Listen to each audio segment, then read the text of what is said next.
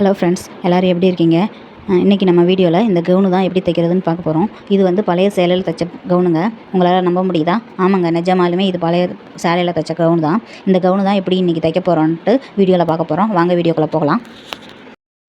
இது வந்து கஸ்டமர் கொடுத்த அவங்க அம்மாவோட சேரீ. இதில் தான் அவங்களுக்கு கஸ்டமருக்கு கவுன் தைக்க போகிறோம்.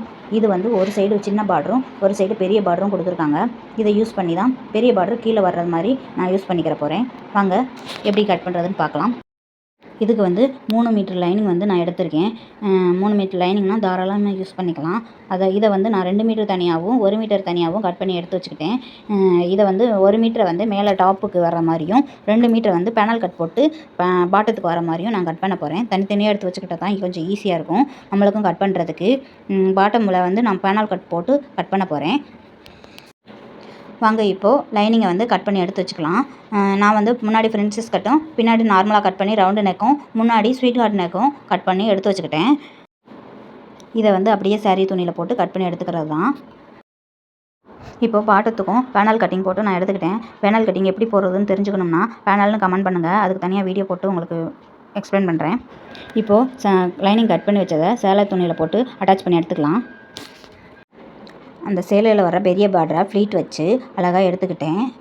மேலே தையல் போட்டு தூக்காமல் கேன்வாஸ் துணியில் நான் ஷோல்டர் அந்த அளவை வச்சு கேன்வாஸ் துணியில் எவ்வளோ வைக்கணுன்ற அளவை நான் கட் பண்ணி எடுத்துக்கிட்டு இந்த ஃப்ளீட் வச்ச துணியில் அதையும் வச்சு அட்டாச் பண்ணி எடுத்துக்கிட்டேன்.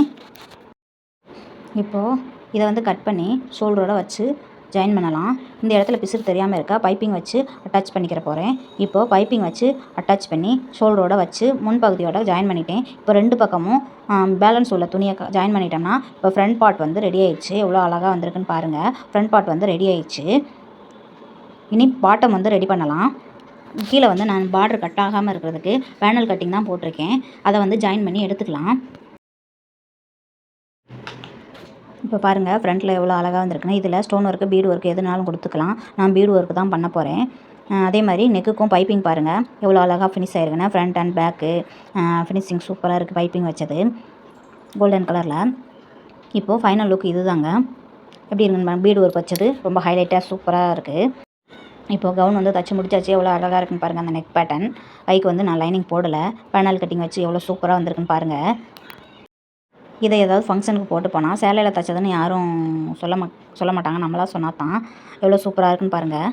இப்போ நான் கஸ்டமருக்கு ரெடி பண்ண கவுன் எப்படி இருக்குன்னு சொல்லுங்கள், கமெண்ட் பண்ணுங்கள். பிடிச்சிருந்தா ஒரு லைக் பண்ணுங்கள். புதுசாக பார்க்குறவங்க ஒரு சப்ஸ்கிரைப் பண்ணிடுங்க. அடுத்த வீடியோவில் சந்திக்கிறேன். Tata, bye bye.